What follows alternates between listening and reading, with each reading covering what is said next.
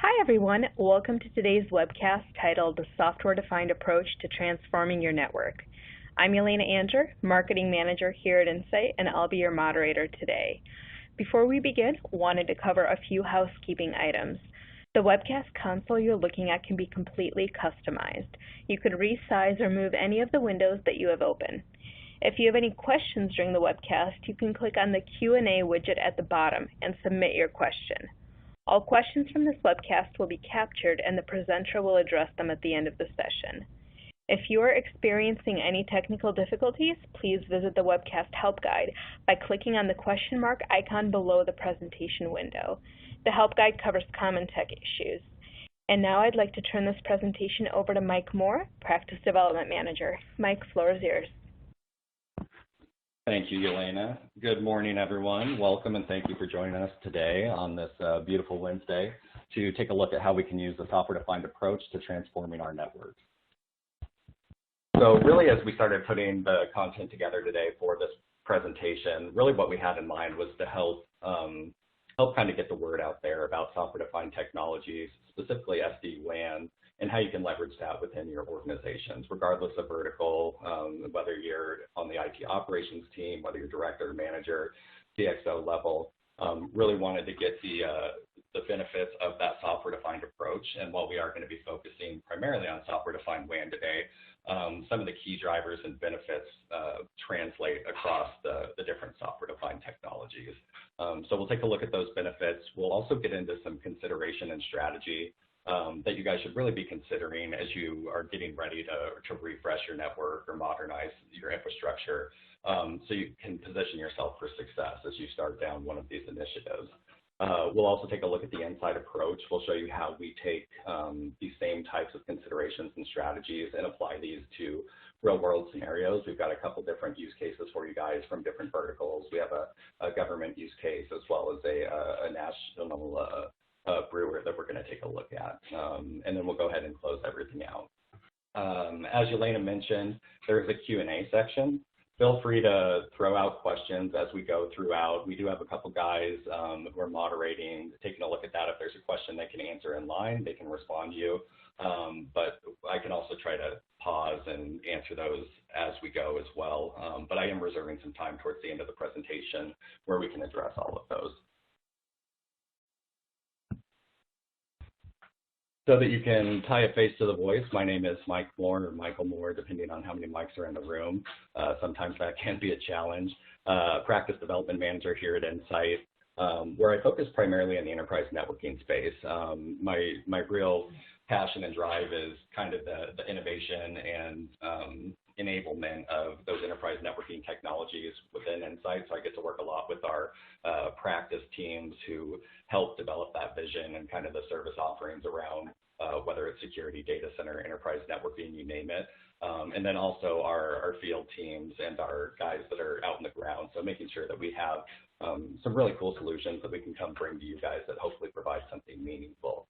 I've been in the IT networking world about 16 years now, so that goes all the way back to 2004, which seems crazy. The past 6 years of that I've spent here at Insight. So originally I came on as a delivery consultant, an architect, so spent a lot of time at client sites, designing, implementing, architecting, primarily Cisco solutions, a lot of wireless, route switch, but also pretty heavily involved in software-defined segmentation, network access control, as well as software-defined WAN. Couple fun facts, born and raised here in Arizona, live just outside the Phoenix area, and I actually moved back to my hometown, which is about an hour and a half north of Phoenix, because I love the outdoors, love to get outside any chance I can get. So it gives me a little break from the city from commuting in and out to the office or on my way to the airports. So before we really hop into the main portion of the presentation today, we do have some material out there that I wanted to make you guys aware of. I know we're all living in some interesting times, regardless of which vertical you're in, whether it's healthcare, retail, commercial, government, you name it. I mean, we have kind of a shift in our workforce, right? We're all having to work from home. We all have some unexpected new office workers that like to barge into our office and things as well. But the messaging that we put together on this page is really about how we can support that. regardless of where you guys are at, I understand that there is a big need to either get devices in the hands of those remote users or beefing up like your VPN, VDI infrastructure, or even Office Extend technologies, even SD-WAN in some instances. So this is a resource page that we put together that kind of talks about the struggles we've seen with some of our clients, but also what we've had to do internally to support a more work from home type situation in our environment. So really cool resources. If you guys are having any struggles or have any questions, definitely check out that page. It's insightcdct.com/stronger-together. And just take a look. Another thing I wanted to highlight was we have another series going on for software defined, and that's going to be on the data center side of the house. There is one more chance to view that. That's coming up later this week, and my peer Ken Diamond will be presenting on that. Talk a lot about the software-defined technologies that we leverage in the data center for networking and security solutions. So, and as always, any questions, feel free to reach out to me or Insight CDCT. You got our contact information there, and also a contact form on our webpage. So really, there was two drivers that we wanted to put this information out there for. The first one being is that as a solution integrator, we get to go talk with a lot of different clients across the enterprise, commercial, you name it. We have clients across the board, and really what we were hearing was a lot of the same questions around software-defined technologies, especially software-defined WAN. So as we have those conversations with customers and we begin to hear them over and over, we think, you know, we should really get this information out to a larger group of people. So as they're going down this path, they're armed with the knowledge that really gives them a foot down the right path to start implementing something like software-defined WAN.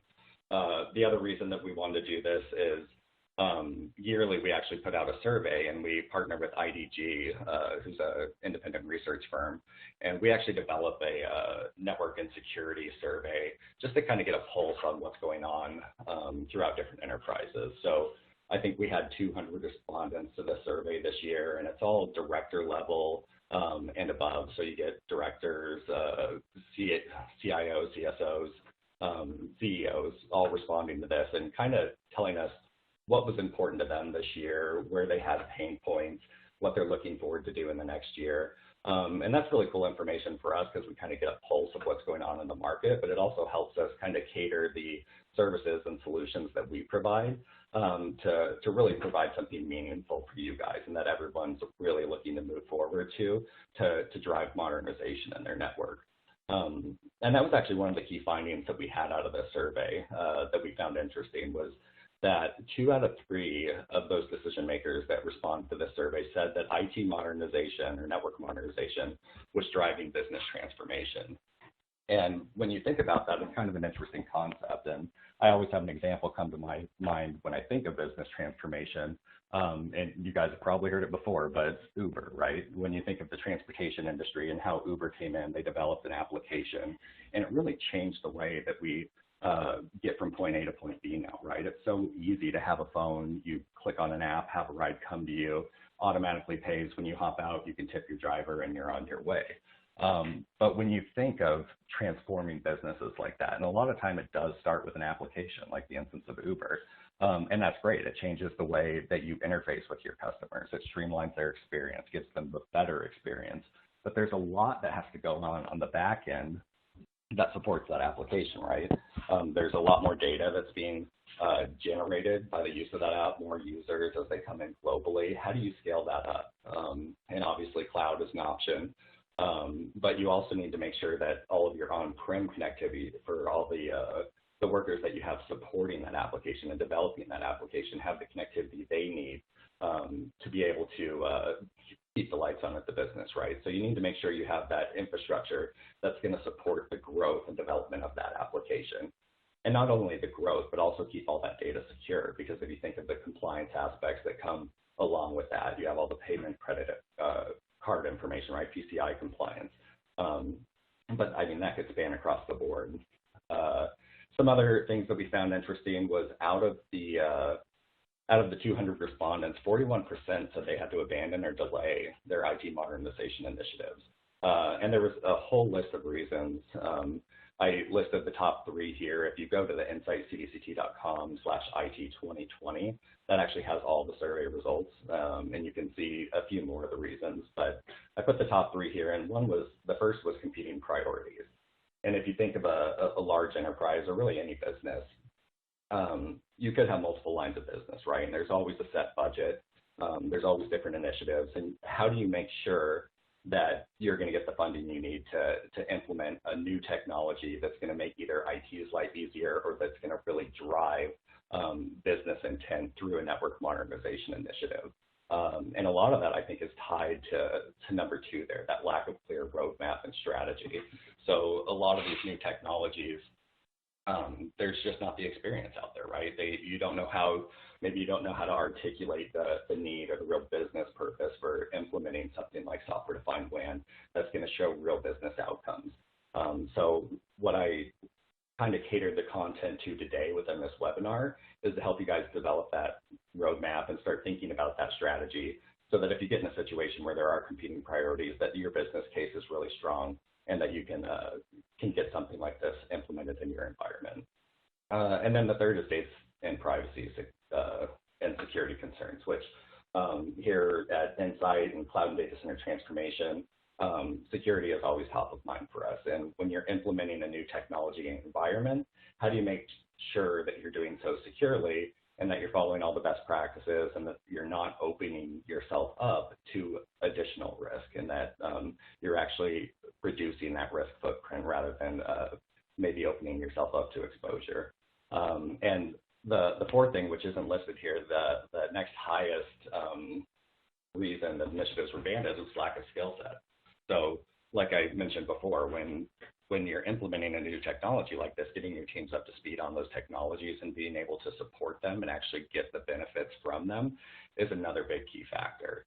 So with that kind of in mind, I've been looking at the top 3 challenges of 1, upgrading IT infrastructure, those security compliance concerns, and how we can optimize IT. That's really the foundation of what we're going to be talking about today, and hopefully we can answer some of those questions that revolve around those. So why software-defined? And like I said, today we're going to be talking specifically around software-defined WAN, but this will apply to any software-defined technology. If you're looking at software-defined branch, software-defined WAN, software-defined data center, there's drivers that are affecting all of those, right? And the first one being is that we have more users connecting to networks today. And not only more users, but those users are connecting from multiple locations. They're connecting wireless. You have all your remote users you're supporting. So your VPN, your VDI infrastructure, Office extension devices like wireless access points, routers, SD-WAN solutions. So you have all these different users connecting on different mediums coming into your network. So how do you make sure that you're able to provide an enterprise class experience for those users and make sure that they're all secure in doing so, especially from those different connectivity types? The next part of that is more applications. So for these users to do their jobs, they have to access applications, right? And no longer are the days that you have all of your data and workflows and applications in your primary data center or private data center. We're starting to move that out to more clouds, right? So if we think about the SaaS consumption, so we have our Office 365s, we have Salesforce, Concur, and that's just 3 fairly big ones, but there's tons out there. We're seeing more of a shift into that cloud-based consumption model. So it ultimately leads to a lot more complexity. If you think of how we connect all those users to all those different applications, living in multiple clouds, it makes it very difficult for an IT administrator to manage that and to do so consistently and also make sure that everything's secure. And if we really think about how traditional networks are today, and we can look at this from a couple of different lenses, right? Maybe it's just a fairly small organization, right? You have maybe a headquarters and a data center at that location, 5 to 10 branch sites. Or you could be an enterprise customer where you have global reach and you have multiple data centers in different regions, hundreds, thousands of branch locations. The connectivity is typically going to be the same, right? You're going to use some kind of private network like MPLS to connect all those branch locations back to your corporate headquarters or your data center. In the instance of that enterprise, maybe you have regional distribution points and egress to your internet, but typically that data center is going to house your internet connectivity. And thinking about those applications and that SaaS-based model, that just means that we're going to start sending more and more traffic across those MPLS links back to our data center and then out our internet pipe at that location, which is ultimately inefficient. I mean, for one, you have to keep upping the bandwidth at your location or at your data centers to support that kind of traffic flow. But in addition to that, by sending traffic backhaul to your data center, you're just adding latency to those cloud-based applications.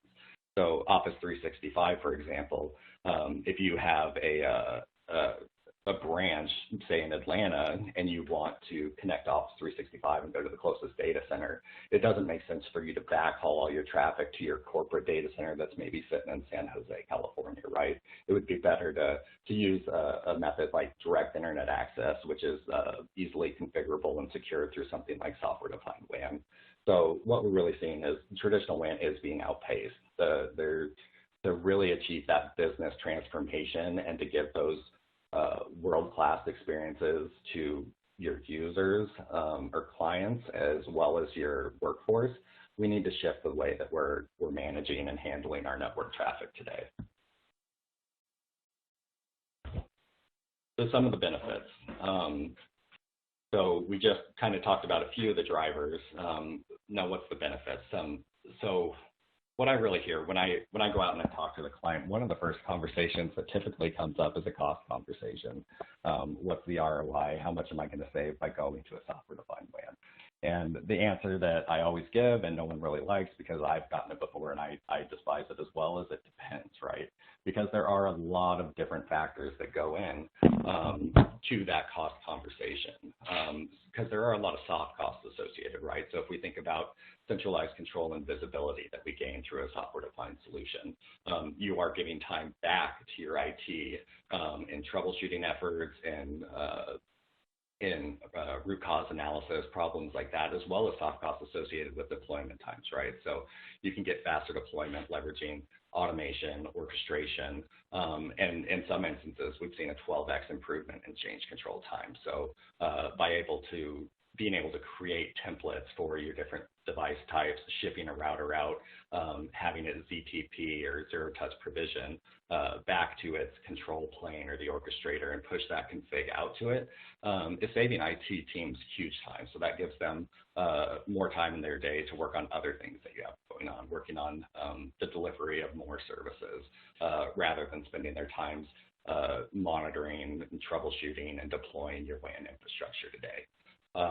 But when we talk about transport independence, that's when you really start seeing that hard cost associated, a real ROI. And I mean, again, it depends on how many sites you have, right? But think that you're a customer and you have 100 locations and you're using MPLS at all of those. If you could just remove MPLS at a third of those or a half of those, and you could get the same bandwidth through a commercial broadband or some other form of connectivity, and maybe even get redundant connectivity through commercial broadband at a lower price, that's when you're going to start seeing that real ROI that you can quantify and really build a business case for. And we do actually partner with a third-party cable broker who does just that. We can identify all of the locations in your environment. We can sit with you and figure out which bandwidth makes the most sense at those locations, what kind of diverse transports you need to support it, and we can develop an ROI off that, and it can be based off of hardware quotes as well, which is really powerful. So if you are working on building a business case and ROI is a factor, that is something that when you start talking to transport independence, you can really use and leverage. But even with that, being able to move from the MPLS connectivity, we are seeing improved application performance. So we're getting enterprise-grade connectivity and sometimes better application performance by moving to a commercial broadband connection with direct internet access. So I had used the example of Office 365 before. So this quote is actually from a Cisco solution for one client with a 5x better Office 365 performance. So when you think of the technology that a lot of these SD-WAN providers use is something called cloud on-ramp or cloud on-ramp for SaaS. And it's basically leveraging direct internet access to make sure that you're sending things like Office 365 to the closest Microsoft data center so that you're getting the lowest latency and the best performance for that application. And what's really cool is because of that transport independence we have, because we kind of get that abstraction of the network, we're able to aggregate multiple connectivity types, right? So maybe you do have one MPLS connection and an internet connection. You can create policies that will route the traffic for that application based off of certain SLAs that you define, right? You can do that based off of loss, latency, jitter. So you're always making sure that you're using the best path to consume an application. And I'm picking on Office 365, but I mean, really that's for any application. Some of these solutions you can build custom signatures so that you're optimizing maybe a custom app that you have within your organization, right? And maybe it sits in your data center. So it's just a lot of flexibility you get by separating the control mechanism, which is basically your management orchestration layer, and that data plane, which is just the routing of that traffic. So I mentioned before that we get a lot of questions as we go out and we talk to our clients, and this is just a handful of them. And it's basically trying to figure out where to start, right? Which solution is going to work best? How can we ensure that we're compliant when we're implementing this? What's that migration strategy going to look like? How long can we stay in a partway implemented state, right? What skills are we going to need to support this? What kind of training do we need to reach out to? What are the best partners to get that kind of experience from? And ultimately, how is this going to fit into our long-term strategy? Are you looking at doing multi-domain integrations, or what's your short-term 30, 60, 90-day plans for implementing something like this into your environment? But above that, what's your 3- and 5-year strategy for your network as a whole, right? And this is where that really the strategy and the considerations start to take into account, right? And what we tell our clients is you really need to assess what you have. So before you get started on a software-defined initiative, you need to know that infrastructure. You need to know what workflows are in your environment and what kind of capacity you have at all of your locations. That includes your data center as well as your branch sites. So when we look at a software-defined WAN solution like Cisco, are you planning on leveraging your existing infrastructure that you have out there, right? Are there any hardware, are there any memory requirements that you need to update before you can successfully implement SD-WAN? And when I say that, so from a hardware perspective, and we are picking on Cisco right here, if you're planning on upgrading your ISRs or ASRs in your environment to an SD-WAN image of code, are there any ROM upgrades or RAM upgrades that you need to put in there? If you want to use integrated security features on those platforms, you do need a minimum of 8 gigs of RAM. So is that something you need to replace or upgrade? Is it a supported platform, right? So you have the ISR 4Ks that are supported, certain flavors, as well as certain flavors of the ISR 1000. So make sure that those are going to be on the latest version of code and have everything they need to really support the feature sets of an SD-WAN solution. And that kind of ties in with the software upgrades that I talked about. But ultimately, having your infrastructure upgraded and running optimally as it is, regardless of your vendor, is just going to make your SD-WAN solution that much more successful, because you don't want to have to troubleshoot something that you think is SD-WAN related that may have been a misconfiguration before with your existing infrastructure, or a bug you were hitting on some end of life or nearing end of support code, right? So making sure that that environment is running to its peak performance before you go down this is going to make your life a lot easier. When we start talking about circuit type and sizing, with SD-WAN, it really is agnostic. I mean, you can pretty much use everything, whether that's LTE, satellite, T1, Z1s, Metro, Ethernet, MPLS. Basically, bring your own connectivity. But at the same time, there's about 60 SD-WAN providers out there, right? And not all of them are going to support every type of connectivity. So if you're looking for something like a T1, E1 connectivity that you can plug into a modular card in your router, you may have to continue looking at Cisco, right? Whereas if you're in a metro area and you get Ethernet handoff or fiber handoff, you may go with something more like a Meraki or a Silver Peak or Velo, right? So definitely something to keep in mind. And when it comes to a sizing perspective, a lot of these solutions require you to configure that bandwidth on those routers. So as you're creating these site-specific templates that you're going to be rolling out or device-specific, you need to know what the bandwidth is so that you're not overutilizing those circuits, right? There's a lot of configuration that goes into there, whether it's the WAN optimization or forward area correction, where it needs to know the bandwidth so it can make the best traffic decisions without overutilizing a circuit. And the next is an application audit. Know what you have, know what's really critical to your business. So if you have a lot of Office 365 traffic, Salesforce, SAP, if you have voice, video, collaboration tools within your environment, take stock of those. Because as you implement these solutions, you can leverage the loss, latency, jitter across different circuits to optimize how those applications are going to flow in your environment. So, I mean, you may have an MPLS connection back to your data center and an internet connection at your branch site, but based off of an app-aware policy that you create, it determines to get back to, or for a conference call, it wants to use the internet connection. Maybe you have an issue on your last mile, or there was a brownout or something wrong with the service provider. It can intelligently make those decisions for you and make sure the traffic is routed so you're not dropping calls and getting grainy video, things like that. And the last thing from the assessment phase that I really want to touch on that I can't stress the importance enough is prioritize the sites that you have.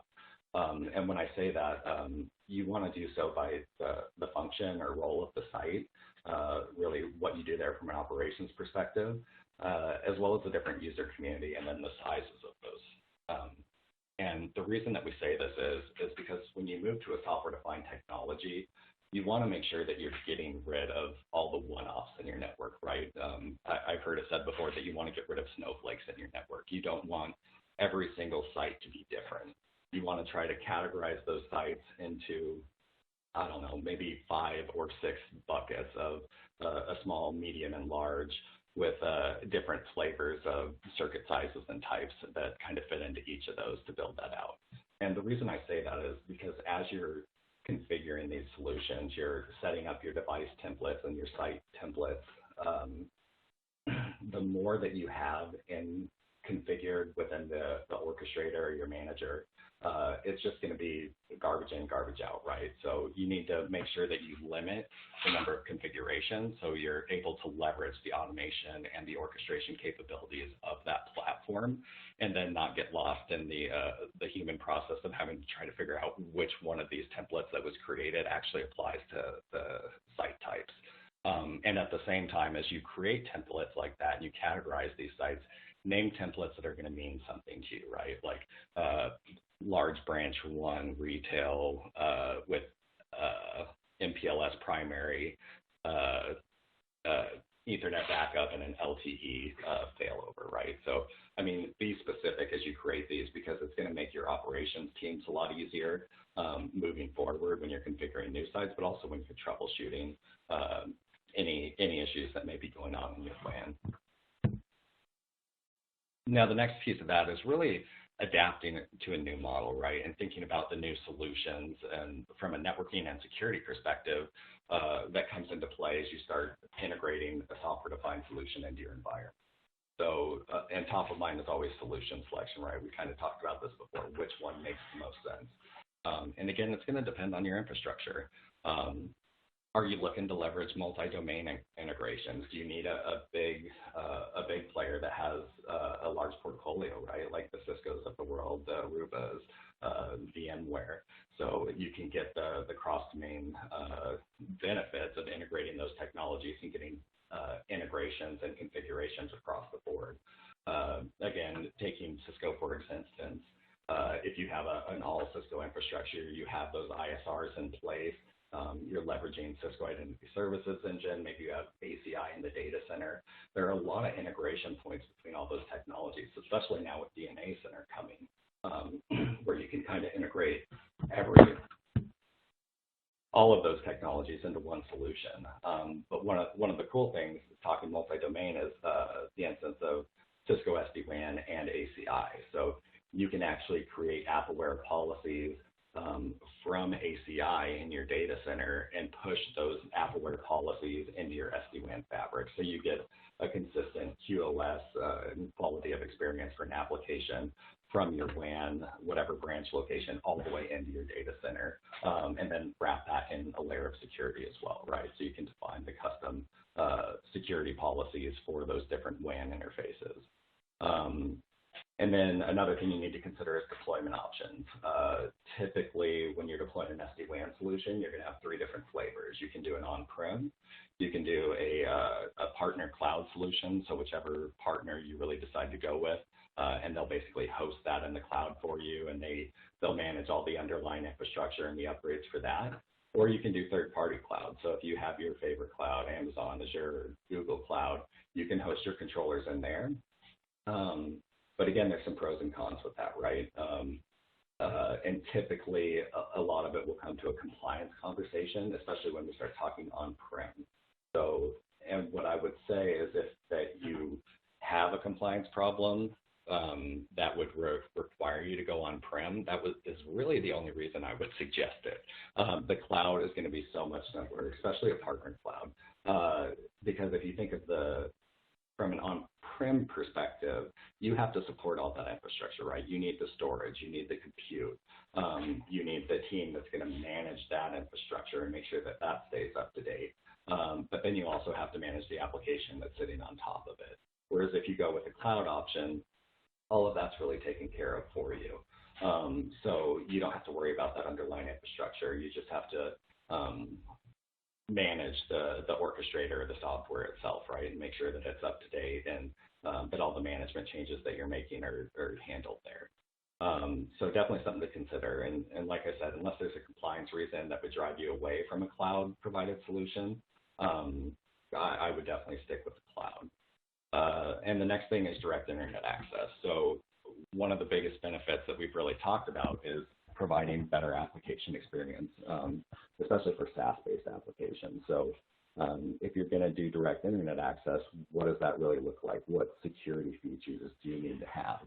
And one of the nice things is maybe you don't go direct internet access day one, right? Maybe you implement a software-defined solution and you keep it all hub and spoke. You send that traffic back to your data center, and you have a centralized firewall there, and then maybe you phase in, say, integrated security features at a branch. Maybe you need to consider a SASE solution or cloud security.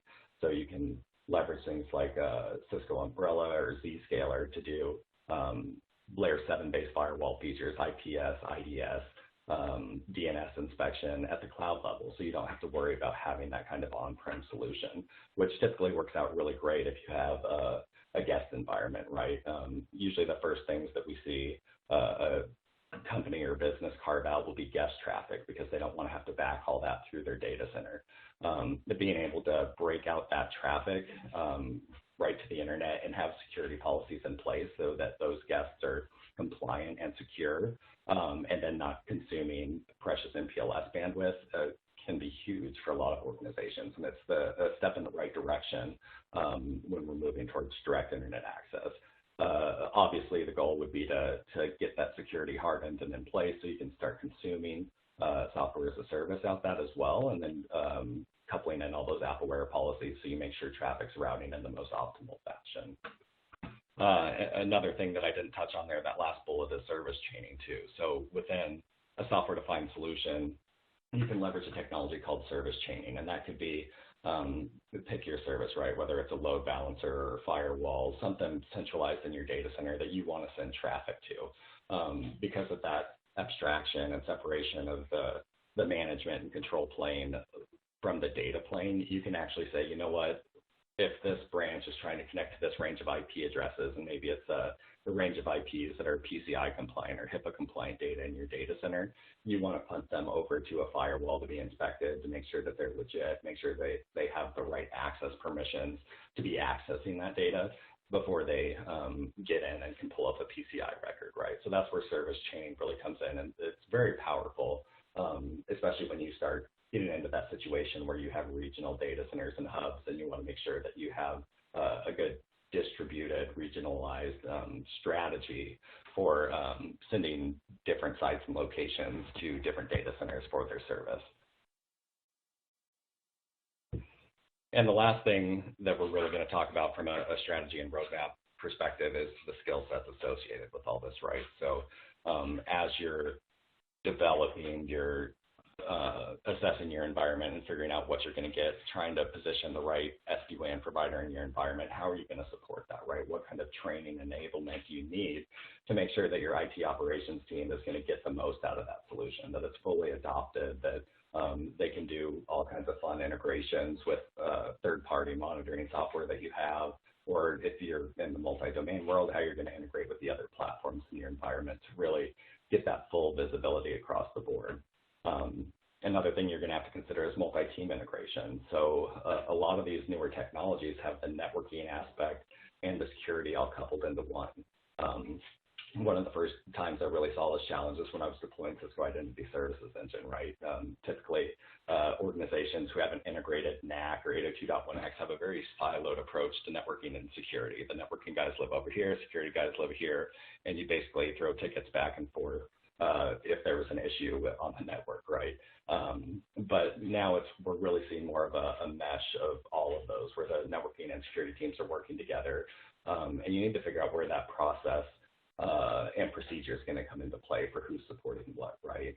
Because there are going to be a lot of networking functions that you configure from the orchestrator, but there are also going to be those security parameters, right? So if we look at Cisco vManage again, you have the integrated security features in the ISRs. Who's going to manage that policy? Who's going to configure it?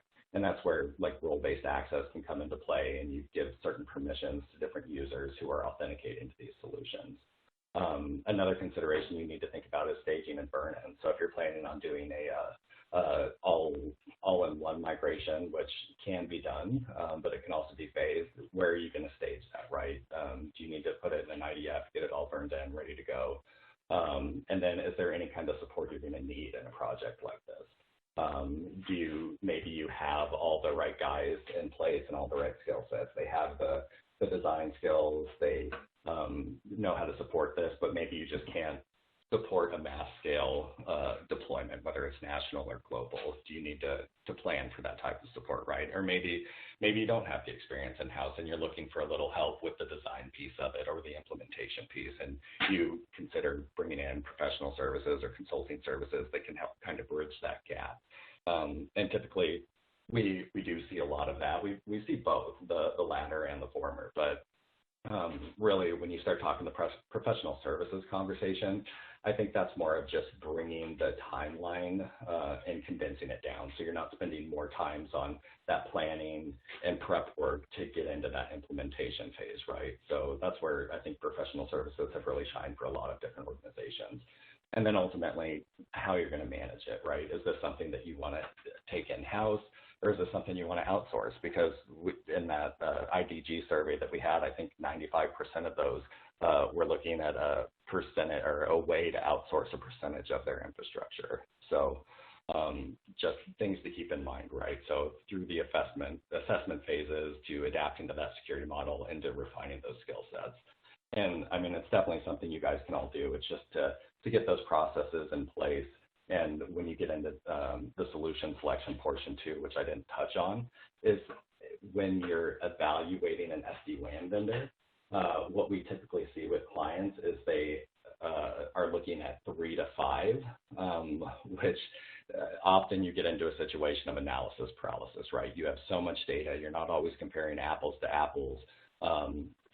So my recommendation would be there is, as you guys are looking at an SD-WAN solution, maybe demo 1 or 2, look at the high-level use cases and business needs that you really need, figure out which is the easiest to use, which makes the most sense, which has the feature sets you really, which are really mission critical for you.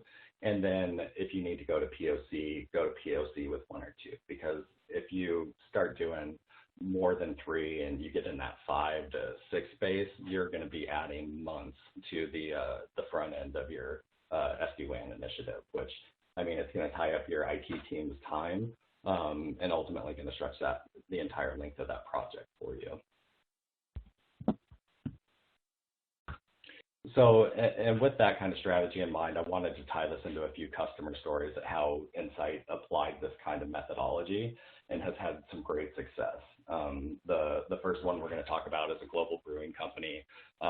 They're award-winning, hundreds of locations, and they're basically global, 50 countries in the world, right? You probably have a bottle of two in your fridge of this particular provider, but really they approached Insight because they had an aging network infrastructure, and they had a big play of moving things to the cloud, Office 365 being one of those.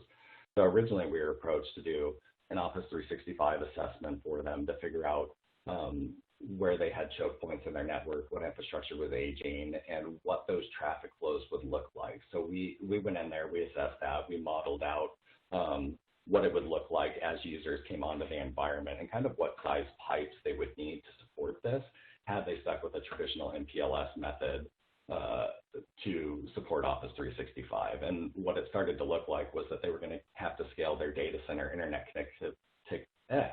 connectivity way up to support this. And that's when we started looking at SD-WAN. And oddly enough, if you look at the best practices for Office 365 implementations and the networking recommendations, they encourage you to use a form of direct internet access or local egress to these applications. And one of the top ways to provide that access, they say, is through a software-defined solution. So we did end up recommending the software-defined solution as a result of this assessment. And it ended up being Meraki, actually. It was simple to deploy. They had limited IT, a small IT footprint. And because the Meraki dashboard was hosted in the cloud, super simple to use, it was very easily adopted for them. So it gave them centralized management over not only their WAN, but their LAN and wireless networking as well. And as a result, because they were looking to modernize their infrastructure and move away from more of an OpEx model, they did get rid of 75 MPLS circuits, which was a huge savings for them in the long run. And at the same time got increased bandwidth because they were able to bring in cheaper internet circuits and bring in multiple circuits so that they could get connectivity straight to the cloud and consume their Microsoft Office suite, basically. So they got that improved performance, and again, that was through the direct internet access. So, I mean, it was a huge benefit to this customer, and we took them from that assessment phase that we talked about into the roadmap and planning, and ultimately the implementation and managed services of a portion of their environment as well. Now, this next one is a little different. So this was actually a greenfield implementation that we got to do, and this was a government entity. So they are an international aerospace corporation who was actually going through a divestiture, so mergers and acquisitions. They were being divested out of their parent company, and we basically had to stand up a greenfield environment for them in a very short time frame. I think by the time Insight was engaged on this project, we had about 9 months to stand up data center core infrastructure, the WAN infrastructure, and integrate their existing wireless network, which they were assuming from their parent company. But so with those tight timelines, in addition to that, they wanted to get off of MPLS connectivity. They knew that they didn't want to assume the MPLS circuits that they had before, and they didn't want to take the time to stand up any new circuits. So they started looking for internet connectivity as their option. So we actually did a limited production pilot for these guys to get their Cisco Tel Aviv Manage up and running. We created templates following the method of creating five different site templates that they could roll out to the other 35 of their locations. So we basically stood up that orchestrator. This one was on-prem because they weren't sure if there was a compliance issue or not with having their controller in the cloud. So they did go on-prem, and they also did like having the control of that, and they had the infrastructure to support it with the new data center we stood up. But we were able to leverage that zero-test provisioning. So one of our delivery architects created the 5 templates for the different site types that we decided on with the customer. And we were able to bring those first few sites up in a couple of weeks. And after that, with those templates, there was some tweaks and tuning we had to do, but we basically did knowledge transfer and everything we needed to do to enable that team to continue to roll out the remaining locations. And one thing interesting about this customer is because that was greenfield, it wasn't just SD-WAN we got to implement for them, right? We got to do the data center, we got to do next-gen firewalls in front of their data center and their internet. We also deployed Cisco Identity Services for them because NIST was concerned for them, right? They needed to know who and what was connecting to their network. And we also segmented their WAN so we could segment their corporate traffic from their guest traffic. And while they didn't leverage direct internet access right away, kind of like I discussed before, they used that phased approach. They did keep a traditional hub and spoke model where they sent everything back to their data center for inspection at that firewall. And one of the reasons being is because Cisco security features in the ISR weren't ready at that particular time. They've really just matured and become kind of mainstream. But we did position them to move to direct internet access in the future, right? We got them Cisco AnyConnect mobility client with the umbrella secure roaming module so that they had DNS level protection regardless of where they connected.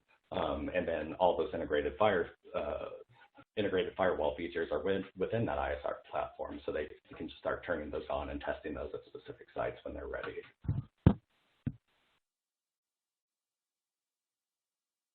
So in tying those two client use cases back to kind of the considerations at where to start, this is how Insight really helped these two clients. So from an assessment perspective, we helped with an Office 365 network assessment, trying to figure out what the bandwidth and requirements are and what that modeling would look like as you go to a more SaaS-based consumption model. The network modernization assessment kind of tied into that Office 365 one in this particular case because it was more of the roadmap and strategy planning we did for that particular brewery to set them up for success. So we had a 3-year model where we developed what the different integration points in their different technologies were going to look like for them and how that they could achieve those in consumable chunks. And then from the adapting to a new model, we performed SD-WAN workshops to look at the different providers and vendors that we could really help them with, which made the most sense in their environment, all the way through proof of concept, design, migration planning, and ultimately the deployment, right? With all the services engagements we do training and knowledge transfer to help assist and facilitate the adoption of that technology so that the IT teams who are getting this implemented in their environments are able to have a grasp on it and able to hit the ground running for supporting it from an operations perspective and as well from a continued deployment perspective. And then the professional services aspect I talked about pretty heavily, but we also did some managed network for one of those customers and provide some residency staff augmentation where that's more like bucket of hours, where if you need some guys on the ground to help you get these things racked and stacked, we have that capability. The one thing I did put integration labs on here. I don't think we particularly use these for this particular client, but I will touch on them a little bit later.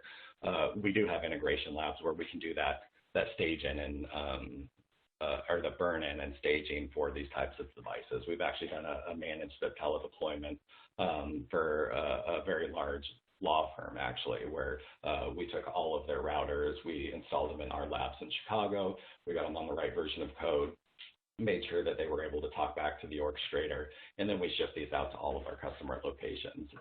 And the nice thing, I mean, it's really an end-to-end services engagement in these types of scenarios, but really it can be any one or part of these that we can help you with.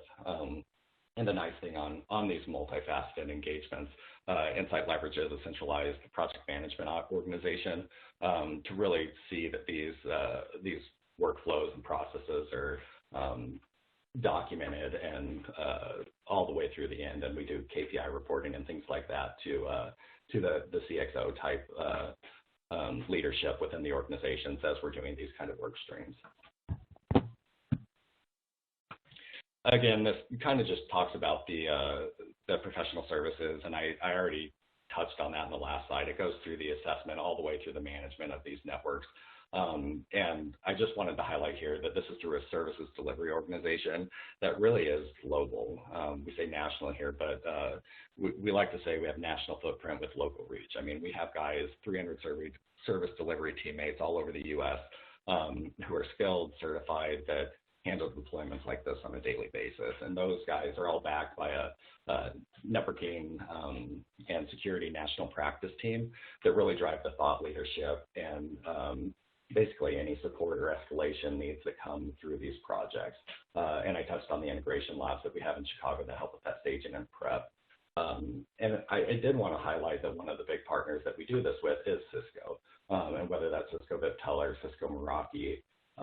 But we aren't just limited to them, right? I mean, we try to look at all the SD-WAN vendors that are up and coming, have that completeness of vision. I'm sure all of you have seen the Gartner charts with the different SD-WAN providers, but because there's 60, we have our strategic partners, and we definitely focus on those, and Cisco is always top of mind. One reason for this being is really the partnership that we've had with Cisco over the past 24 years. We are a gold partner with Cisco. We hold all 5 master certifications, which I believe we're one of 2 partners nationally to hold that accreditation. And the most recent one that we achieved, which was, I believe, just this past April, was the master specialized in networking. And if you guys aren't familiar with this process, it's basically we take our practice architects, we take pre-sales architects and engineers, as well as our delivery teammates, and we bring them together and basically learn the latest and greatest on these Cisco solutions and then present them back to Cisco and give them feedback on the different technologies. So it is a really big benefit for our partnership with us and Cisco together to get that kind of experience and provide that feedback into Cisco for the different technologies we provide. And this just highlights a couple of awards that we did have with Cisco this past year. I believe it was at Partner Summit earlier, end of 2019, we were awarded 5 different awards. 3 were global awards: America's Partner of the Year, Global Customer Experience of the Year, and Marketing Partner of the Year. And we had a couple more awards on the Meraki side of the house that kind of echoed these sentiments. So a couple final thoughts that I'll really leave you with is what we learned from that IDG survey and what we've seen in the industry as a solutions integrator is that when businesses are really trying to transform how they provide experiences to their clients, to their customers, to their end users and workforce, they really need IT modernization. And SD-WAN is just one of many technologies that's going to get you going down that path. But we feel that SD-WAN is a really good place to start. And that's because your WAN touches everything, right? You need to optimize the connectivity between all your locations. And that's not just branch to branch, branch to DC. It's also branch to cloud and multiple clouds. So by implementing SD-WAN, you're going to make sure that you're getting optimized connectivity regardless of where your users connect, what applications they're connecting to, and what cloud they're connecting to. So if you guys do have any questions or want to go a little bit deeper, I know we didn't get technical today. I know there's some ops guys on the call today. I would love to go deeper with you. So if you want to reach out, we can have those deeper sessions. If you guys have any technical requirements or want to see a demo of these solutions, like I said before, we do focus on Cisco, Viptel, Meraki, VMware, VeloCloud, Silver Peak, as well as Aruba. And Palo Alto as well. So they've actually made some interesting plays here recently in the SD-WAN world. But I really appreciate you guys showing up today. I appreciate your attendance. For those that showed up, you are entered in a drawing to win a Uni Coda pizza oven. So hopefully it'll give you a little exciting pizza making experience while we're all living this work from home world. But keep an eye out for an email or a call from one of our Insight representatives, and they'll be letting you know that you won this, hopefully. With that, we'll go ahead and round everything out. We'll check the Q&A here shortly. I did want to give you a reminder that we have the software-defined approach to your data center coming up later this week with my peer, Ken Diamond. Have the hyperlink shared here. Go ahead and click on that and get registered. If you don't happen to win the Uni Coda pizza oven today, you have another shot to win on Thursday. But I appreciate your guys' time. Take a quick look at the Q&A. Yeah, Mike, and we did have a quick question regarding managed services for SD-WAN and how the client could play an equal role in the management. And so I just want to address that real quick, and I'll let you chip in. I think one of your examples, client examples you were talking about, was a managed service customer. So we look at managed services a couple ways, and if a client is looking for a true SLA type of experience, then we need to own that environment. So there are less hands in it, and we can adhere to that SLA. If we move to a more co-managed type of environment where the client has the ability to go in and make changes and adjustments on their own as well, then we move to something called a service level objective, and that's built into the SOW and how a managed service agreement is set up. So if the client does want that access, that's certainly something that we can do, and we can build it in a custom fashion to meet the needs of that particular organization.